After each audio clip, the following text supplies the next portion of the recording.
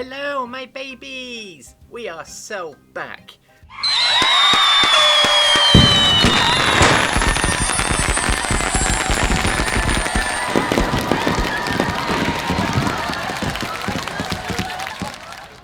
Welcome to another AskTransgender, where I pick out a few questions from the AskTransgender subreddit and answer as a transgender.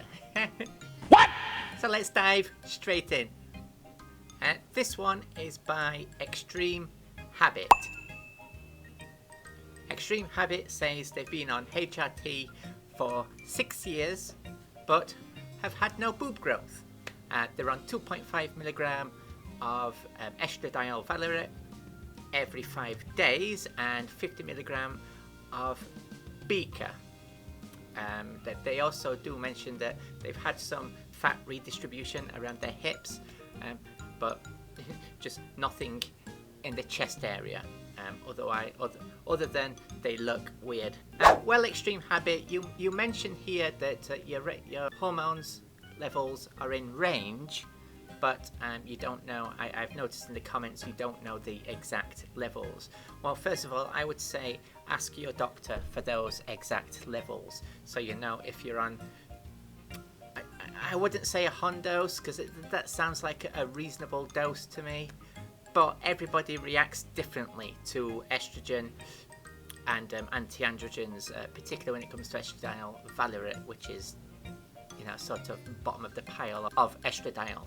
I'd say either try increasing your estrogen, maybe go 3 milligram every 5 days, and try, or if you don't want to do that, then at least increase the Beaker to maybe 75 milligram a day and see how you feel in a few weeks. But other than that, somebody else has put it in the comments of your post, and I absolutely agree with them. Add in progesterone, 100 milligram of progesterone a day.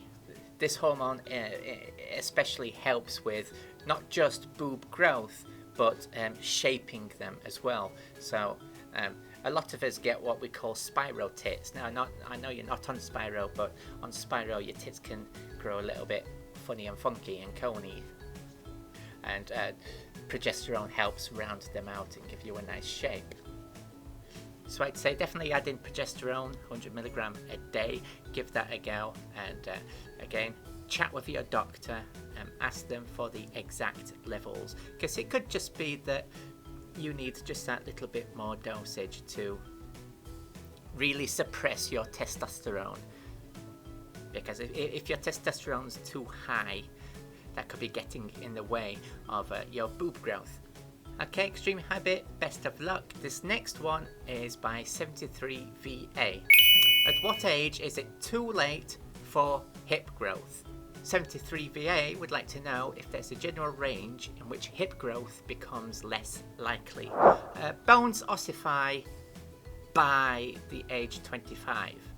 So I would say 25 is the most upper limit.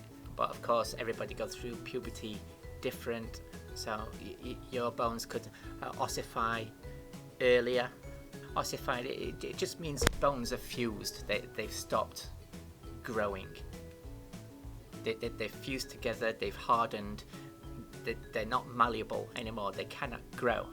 That doesn't mean you won't get hips though. Fat redistribution. Hormones tells the body where to distribute fat.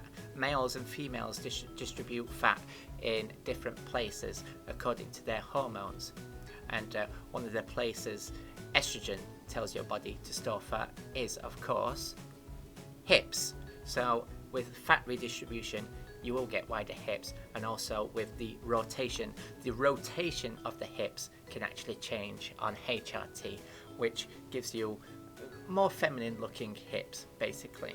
So although your hip bones themselves won't grow, your hip area will grow after 25 regardless, thanks to fat distribution and rotation. This one is by Harm Dom. Harm Dom is having second thoughts about starting HRT. They've been thinking about transitioning since the age of 16. They mentioned that they are 21 now, they're finally able to get the first prescription to start HRT next month, October. However, they're starting to have second thoughts because she, by a post it looks like a trans femme, so I hope you don't mind me using she pronouns. She is worrying, what if she's too manly to ever pass? What if she can never get her voice to sound passable, relatable? Listen to me. What if nobody wants her because they want a real girl? Harmdom ends with she's wondering if anybody else has had similar thoughts and what they did to get over them. Let me tell you, Harmdom, literally all of us, every single trans girl, you ask a trans girl, we've all had them thoughts. It's a normal part of our second puberty, right? We've all had those thoughts. I've suffered with them for a very long time. I'm trying to do something about it now. I'm seeing a speech therapist next month for my own voice. But let me tell you, I started transition too late. I repressed for too long and started too late, so I don't pass. Here, I'm not a coward. I'll show you my picture. This is me. I don't pass. Here's another one. See? I play a Panda VTuber because I like it, not because I'm hiding. I don't pass, but I'm the happiest I've ever been in my entire life. And let me tell you, when I go out, everybody talks to me and treats me like a girl. A lot of it has to do with the way you dress, I guess. I will say though, a lot of people in real life treat me like a girl until I open my mouth, which is really why I want to work on my voice. But listen, you can't let other people's opinions or let your own thoughts and insecurities of what other people will think of you to prevent you from being yourself and being happy. We're not here on this earth for a very long time. I tell you one thing that you will regret worse than not transitioning now, and that's not transitioning soon enough. I'm going to be blunt here. You say one of your fears is you're too manly. You fear that you may be too manly to ever pass. You're on your spring chicken. You're 21. Your bones don't ossify for another 4 years. You're going to keep masculinizing unless you start HRT. So if you think you're too manly to pass now, just imagine adding 10 years of masculinization on top of that, or even 20 years. There's people who have repressed until their 40s and their 50s, and then they're transitioning with 40 or 50 years of masculinization. Imagine the position they're in and the thoughts that they have about their skin and face. So I would say sooner is definitely better than later, and I think 21, that's still young enough to pass easily.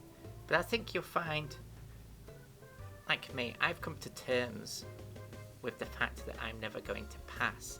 But every aspect of my life is just better for transitioning. I'm happier with myself. I get to be myself. And now I look, masculine. People don't expect me to be masculine, and they don't particularly view me as masculine either.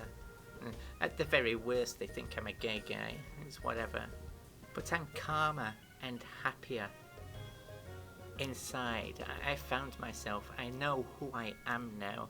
I can go about my day not constantly thinking I'm in this black hole where I don't know who I am. I am no longer identityless.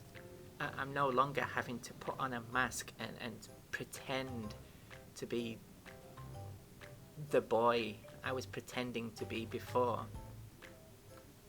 I can just be myself now, and that alone, and the emotional and mental effects of HRT alone made it worth it. That's what helped me to get over those thoughts, and and the fact that even though I transitioned a little too late, I'm still glad that I transitioned now and not in another 10 years. So, you know, if I was 21, oh my god, I would give anything to have the chance to transition at 21. I really would. I'd have hated the thought of transitioning in my late 30s. Not that there's anything wrong with that, of course. If you're in your late 30s and thinking about transitioning, the same thing applies. Just imagining it's better to transition now than it is in 10 years' time. Because as the years pass, you're still adding more masculinization and more masculinization on top. It's best to put a stop to it now and get what you can out of it now. And of course, there's always facial feminization surgery. This next one is by Remarkable Adagio. Remarkable. He needs some milk. Remarkable Adagio. 6230.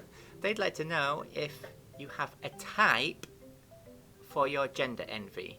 If you're trans femme and you see a cis girl, what type of cis girl triggers your gender envy? For those watching, make sure you put yours in the comments. Let Remarkable Adagio know. Me, personally, goth girls. Bruh. Definitely goth girls.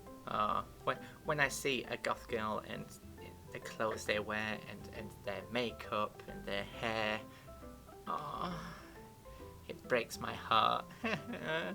I think, you know, if I transitioned 15 years ago, I could have had that. I could have been that. Instead, I have to wake up as me.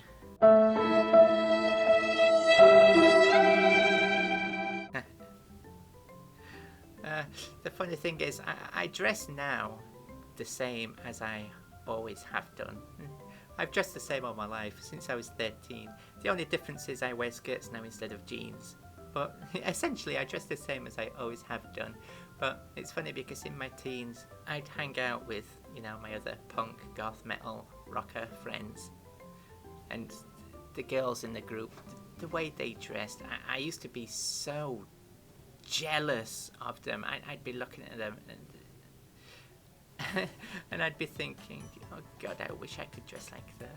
I want to dress like that. But I didn't know what trans was or dysphoria was or anything back then. I thought it was normal for guys to secretly wish that they could wear girl clothes. I thought it was normal. Oh god, if only I knew. I could have been one of them, god damn it. Now I'm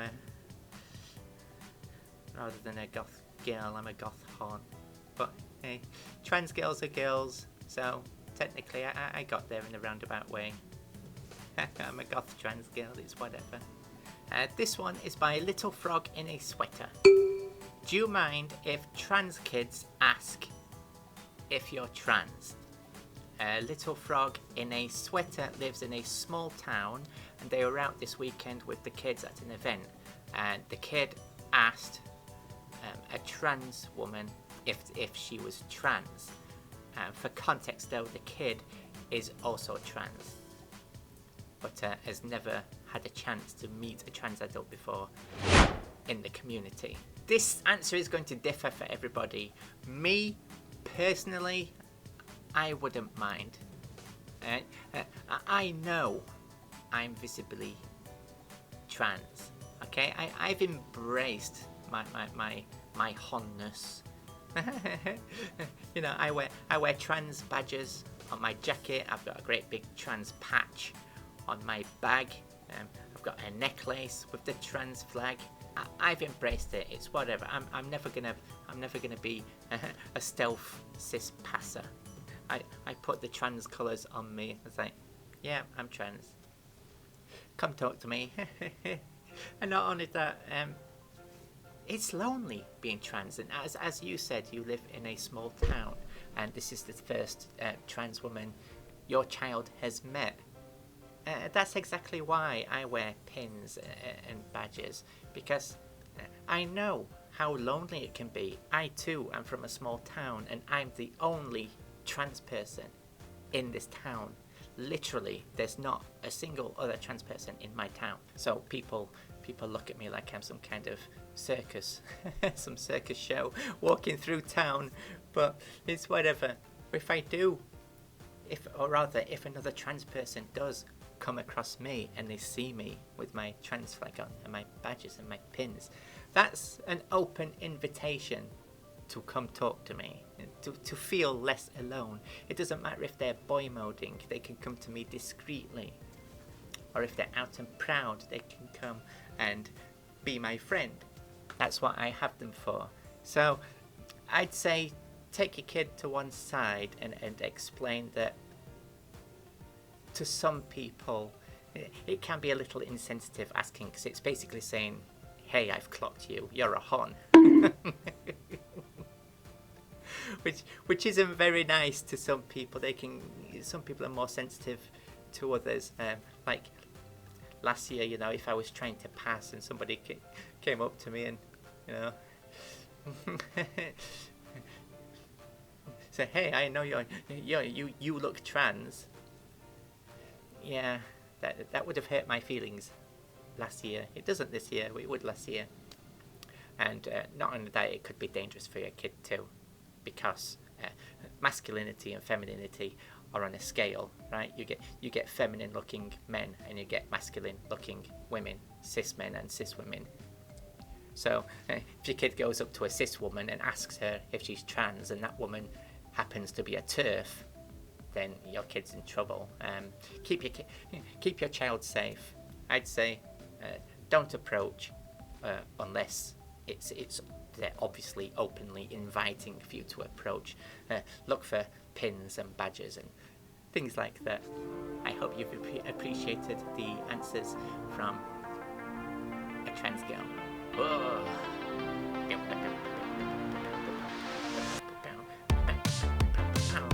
God, it's good to be back. Zippity!